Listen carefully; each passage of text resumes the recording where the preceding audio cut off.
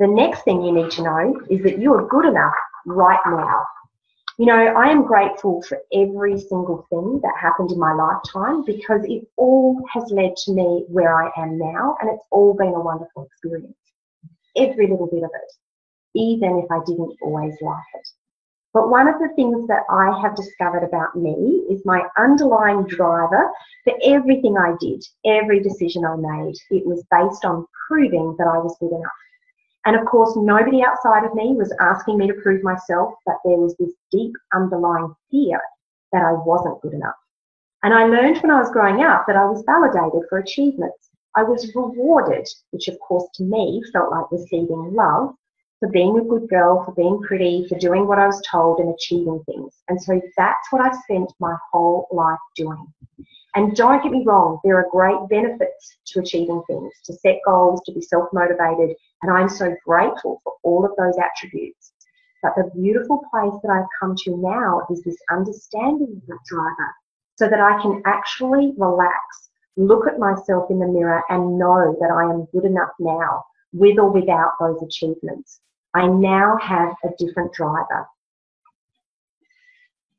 There is nothing for you to do, only to be. Our soul doesn't care what we do. That's completely up to us. Do what makes your heart sing.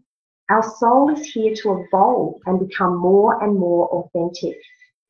We were born unique and full of wonder and special talents lying dormant, waiting to be discovered and developed.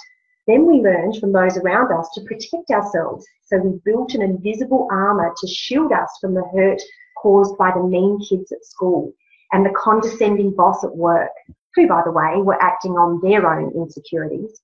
And now all we have to do is, bit by bit, let the armour drop and be who we really are. So who are we, really? You are a part of divinity. If the word divinity feels uncomfortable, please insert life or energy or love or anything else that describes all that is. The formless stuff or original substance, as Wallace D. Wattles writes in The Science of Getting Rich. Whatever you call it, the point is, when you truly understand this at a subconscious level where beliefs live, you will have nothing to fear. Your essence is pure love, and your soul's purpose for you is to express yourself as your own unique demonstration of it.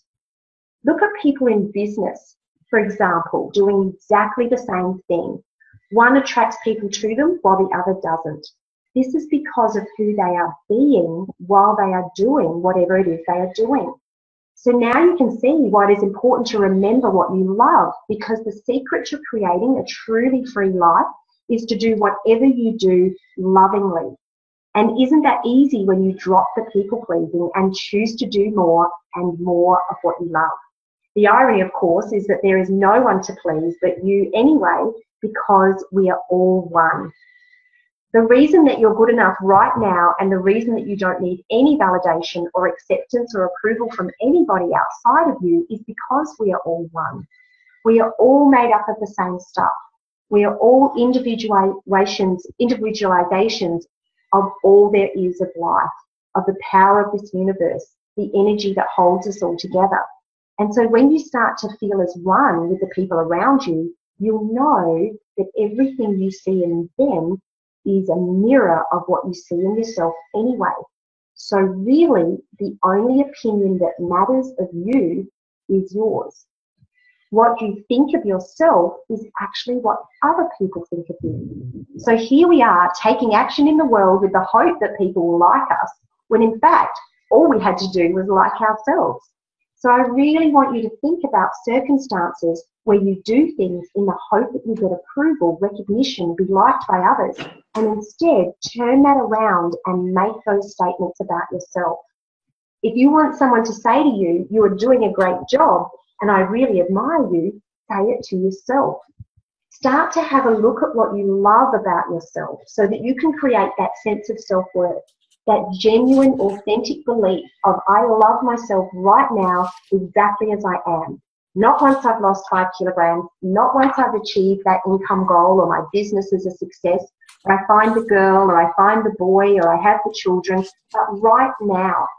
Because the way you feel about yourself is creating all the things you want or not. It all depends on your self-image. This is when you truly start to manifest with ease.